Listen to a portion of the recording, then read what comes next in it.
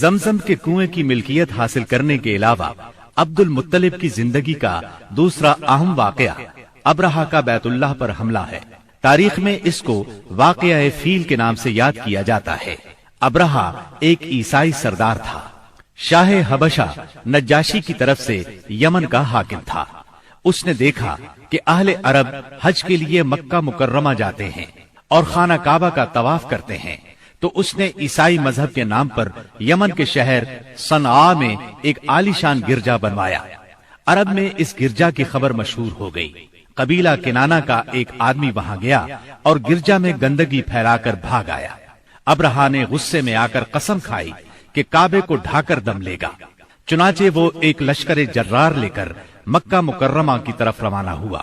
راستے میں عرب کے جس قبیلے نے بھی مزاحمت کی، ابرہہ نے اسے تہہ تیغ کر ڈالا، یہاں تک کہ وہ مکہ معظمہ کے قریب پہنچ گیا۔ وہاں کے لوگوں کو اپنے ارادے سے خبردار کرنے کے لیے اس نے اہل مکہ کے جانور پکڑ لیے۔ ان جانوروں میں عبد المطلب کے 200 اونٹ بھی تھے۔ عبد المطلب کو ابرہہ کی چڑھائی کی خبر ملی تو وہ خانہ کعبہ کی دیواروں سے لپٹ گئے اور رو پڑے، اللہ سے اپنے گھر کی حفاظت کی دعا کی۔ قریش کے چند سرداروں کو لے کر ابرہہ سے ملنے کے لیے گئے اور اس سے اپنے اونٹوں کی واپسی کا مطالبہ کیا۔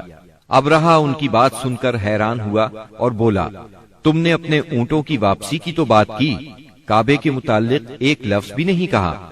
میں تو یہاں کعبے کو ڈھانے کے لیے آیا ہوں۔ عبد المطلب نے جواب دیا، اونٹ میری ملکیت ہیں، اس لیے ان کی رہائی کے لیے چلا آیا۔ کعبے کا مالک اللہ ہے جو اپنے گھر کو بچانے کی پوری طاقت رکھتا ہے۔ ابرہہ نے ان اونٹوں کی واپسی کا حکم دے دیا۔ یہ اپنے اونٹ لے کر مکہ معظمہ واپس آ گئے۔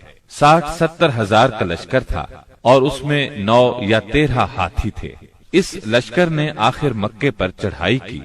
لشکر مکے کے نزدیک پہنچا تو محمود نامی ہاتھی نے مکے میں داخل ہونے سے انکار کر دیا اور وہیں بیٹھ گیا۔ ایسے میں اچانک باہر قلزم کی طرف سے پرندوں کا ٹڈی دل نظر آیا۔ ان کے پنجوں اور چونچوں میں کنکریاں تھیں۔